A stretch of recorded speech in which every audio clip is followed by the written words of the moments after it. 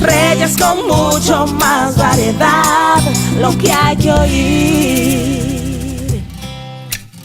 Vamos a seguir con el programa Reyes con mucho más variedad. El momento de Patricia y también doña Cándida, porque vamos con consulta consular y ustedes pueden hacer sus llamadas, pueden preguntar todo lo que tiene que ver con visa, residencia, formulario, viajar al 809-683-8790, 809-683-8791 y 809-200-7777. Patricia. Muy buenas tardes, Reyes, y a todos los oyentes de nuestra sección y del programa, como cada lunes por acá, orientando sobre sus inquietudes y cualquier duda que tengan sobre procesos migratorios, tanto para Estados Unidos como Europa, Canadá y otros países del globo terráqueo. Bueno, uno viendo estas informaciones que tienen que ver con la gente que está en Texas, oye, cuánto lío, cuántos problemas, cuántos niños sufriendo, cuántos traumas. La verdad que es bastante complejo porque es un tema de muchas aristas. Muchos de esos niños, como hemos hablado anteriormente, lamentablemente cruzan solitos la frontera, o sea que aunque ahora mismo esta administración quiera hacer esfuerzos por reubicar a sus padres, tal vez puedan ubicar a algún familiar, pero no el papá y la mamá. Muchos se separan por un asunto de que las facilidades a donde llevan los adultos detenidos no son aptas para tener menores de edad. Ahora mismo están en el proceso de reunificación y de reubicar a esos menores de edad con sus padres, y es una logística complicada y un tanto lenta, porque entonces los adultos tienen que cambiarlos de recintos y reubicarlos en un lugar donde puedan estar con sus hijos, o sea que es algo bastante complicado. Hay mucho cruce de centroamericanos por la frontera, no solo de México, sino de otros países que hacen frontera con México y que hacen una larga travesía para entonces cruzar a Estados Unidos. Son países que tienen pues situaciones serias de guerrillas, de pandillas, situaciones de narcotráfico, y la verdad que viven muchas veces todas estas familias pues en situaciones de cierta pobreza, de complicaciones a nivel de seguridad incluso, y muchas veces lo que buscan es el tan anhelado asilo para poder permanecer en Estados Unidos bajo cierta protección, con un, pudiéramos decir que un estatus aprobado, no del todo legalizado, pero sí por lo menos en vías de poder quedarse en Estados Unidos con alguna documentación donde puedan permanecer a un mediano y largo plazo. Tenemos llamadas. Hola, muy buenas. Consulta consular. Buenas. Buenas. Buenas, por aquí Cándida. Doña Cándida, ¿cómo vamos? Bien, bien. Qué bueno. Estábamos, doña Cándida, hablando sobre el proceso de asilo, que muchos centroamericanos están ahora en ese proceso de solicitud. Muchos hermanos venezolanos también. Bien. Estamos en la oficina de New York pues haciendo algunos de estos procesos de venezolanos. Y sería bueno que usted comentara un poquito cuál es el proceso así de manera general, cómo se puede hacer o cuáles son los requisitos para que los oyentes pues entiendan cómo se hace todos esos trámites. Sí, bien. Este proceso, hasta que uno no se pone a hacerlo, no entiende por qué la prisa y la desesperación de la persona de tratar de entrar aquí. Resulta que el proceso inicial, en cierta forma, no es tan difícil, porque las personas tienen sí que presentar que han tenido una situación de dificultad en sus países, que han sido perseguidos, que han tenido situaciones políticas, y por ejemplo en el caso de los venezolanos, pues la gran mayoría ha tenido serios problemas, porque todo, por ejemplo, el que sale a la calle a protestar en contra del gobierno por alguna u otra razón, muchas veces o son detenidos o han tenido dificultad, algunos le han dado perdigonazo, bueno, todo esto que vemos generalmente en la noticia. Muchos otros le han tomado sus empresas, por ejemplo, que que lo consideran de interés para el gobierno, entonces lo van acorralando y la persona a veces se tiene que salir y dejar su empresa abandonada porque el gobierno se la quita. Entonces esta persona, muchos de los venezolanos, por supuesto, tienen un estatus que pueden viajar con sus visas de turista. Al llegar aquí, recopilan toda esa documentación, hacen una declaración y se llena una solicitud. Y esa solicitud, con todas esas evidencias, se manda al Departamento de Migración. Esto no le cuesta un centavo hacer la solicitud, Migración no le cobra por esto. Entonces, una vez esa documentación es recibida ya, si es una familia, por ejemplo, lo hace el esposo, incluye la esposa y los hijos. Y se mandan todas estas evidencias, nacimiento, matrimonio y la declaración de por qué ellos se sienten perseguidos y por qué ellos piensan que regresar a su país podrían hasta perder la vida. Entonces, una vez reciben eso, Migración allá le manda un documento que acepta esa solicitud. Esto no le da todavía ningún estatus, sino que esos documentos fueron aceptados. Y unos meses después la persona manda una solicitud para que le den un permiso de trabajo temporal. Entonces esa persona recibe un permiso de trabajo para cada uno de los miembros de la familia, pueden obtener un número de seguro social y por un año pueden estar tranquilos, buscar trabajo. Al año eso vuelve y se renova y así hasta que van a ver a un juez. La lista de espera de esto es muy larga y tienen que esperar por algunos 4 años. Pero ¿qué pasa? Que durante esos 4 años, si obtienen el permiso de trabajo, entonces esta persona puede estar 4 años de una forma legal con su permiso de trabajo, pueden sacar licencia de conducir, un número de seguro social y pueden buscar trabajo en cualquier lugar que ellos califiquen. Entonces, dentro de todo esto, tienen una ventaja. Claro, eso era más o menos... Sobre los demás. ¿Sobre los demás? Sobre los demás personas que están tratando de entrar aquí. Claro. ¿Y o sea que en realidad, estas personas que tratan... Yo no entendía por qué se arriesgaban tanto a cruzar y llegar por la frontera, pero es lo que le ha pasado a muchos de estos niños que venían con sus padres, que los padres lo han procesado para ese permiso, ¿verdad? Pero donde tienen a los padres temporal, no pueden tener los niños, porque entonces tendrían que tener casas y casas y casas.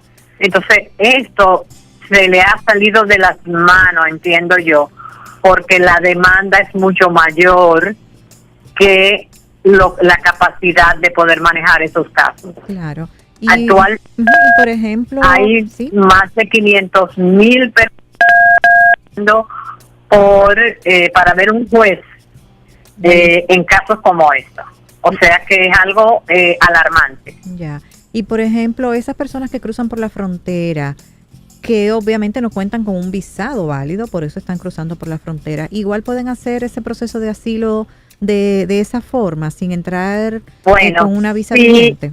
Si ellos presentan pruebas, por ejemplo, lo que vienen de países donde hay muchas de estas personas que han visto asesinar a alguien o algún familiar lo han secuestrado y lo han asesinado. Entonces, estas personas presentan evidencia de eso. De hecho, la vida de ellos corre peligro si llegan allá. Y no es un juego, es verdad. Claro. Entonces, le dan entrada, pero eso lo tienen primero como en un lugar detenido, hasta tanto se presentan las evidencias y se prueba que es verdad y que esa documentación es correcta, que no es mentira, y que entonces le procesan esos papeles, entonces le dan paso Claro, en el caso de esta persona es más difícil porque están entrando sin visa. Claro, y me imagino Entonces, que muchos tienen que tener,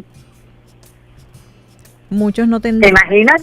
muchos cruzan con su documentación para probar esos hechos en migración o cómo lo manejan, porque la verdad que cruzar la frontera de México y sobre todo venir desde otro país es una travesía larga y muchas veces apenas cruzan con la ropa que llevan puesta.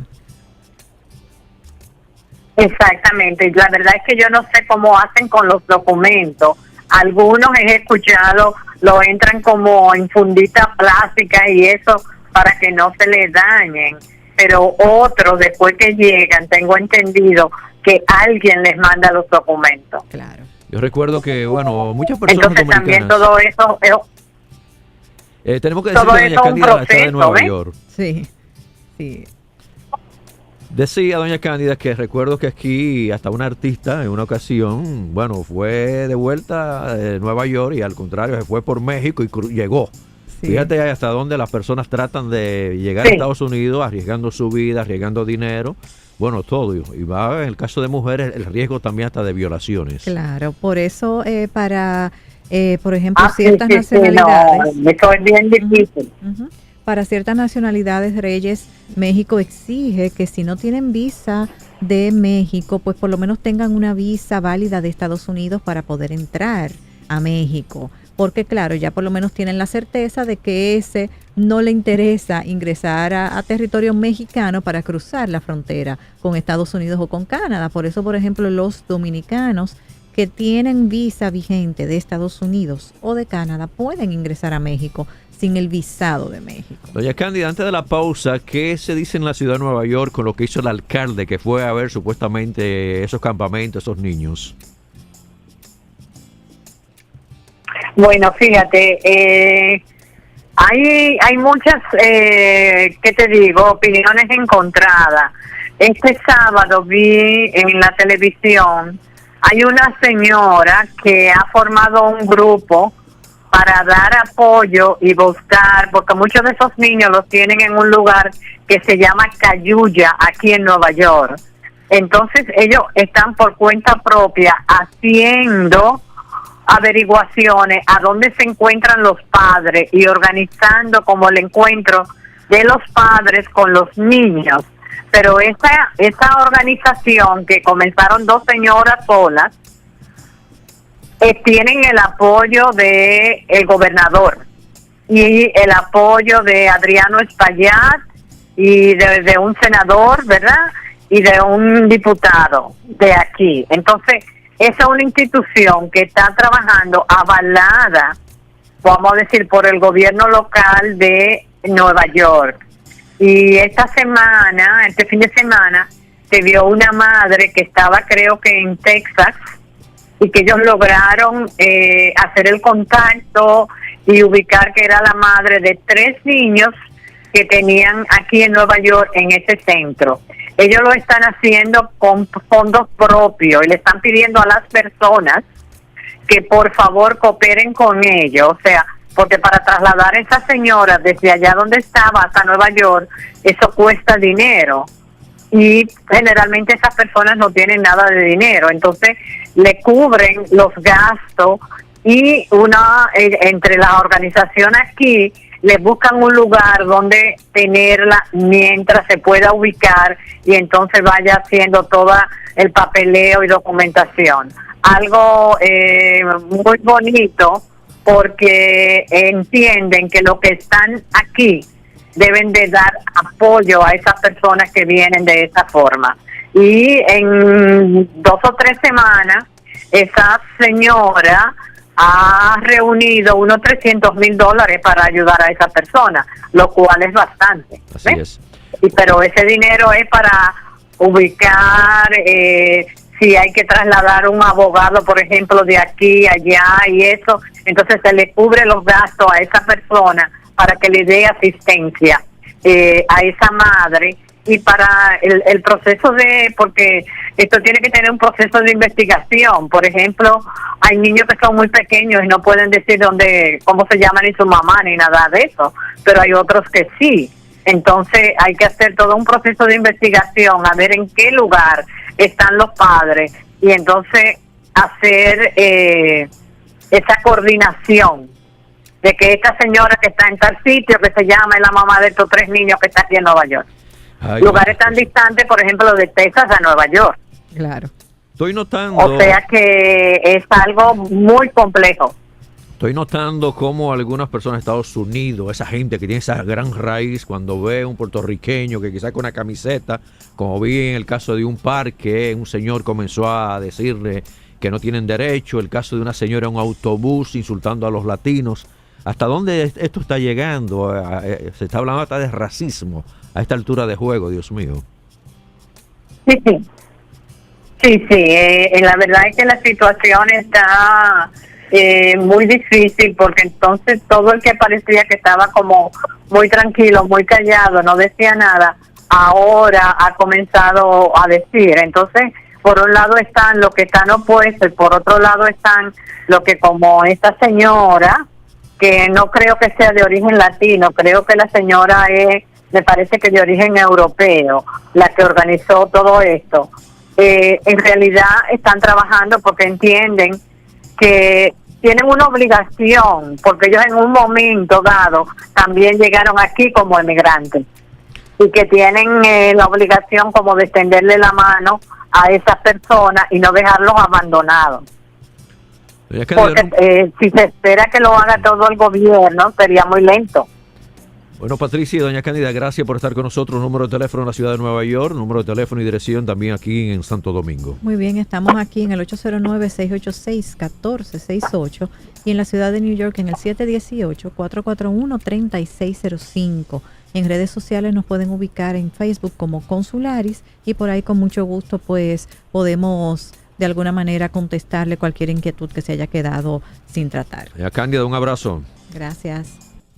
Gracias, Reyes. ¿Cómo no? Reyes con mucho más variedad, lo que hay que oír. Reyes con mucho más variedad, lo que hay que oír. Reyes con mucho más variedad, lo que hay que oír.